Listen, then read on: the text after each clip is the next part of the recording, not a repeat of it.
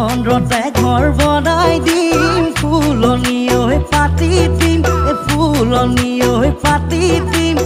এটা ডাঙৰ বৰালি গোটেই গাঁৱত বিলাই দিম ৰঙা ফটকা ফুটাই দিম ঐ গোটেই গাঁৱত কাগজ কৰি দিম বোলো গোটেই গাঁৱত কাগজ কৰি দিম যিদিনাখন ভনী ঐ তোকে বিয়া কৰাই নিম তোকে বিয়া কৰাই নিম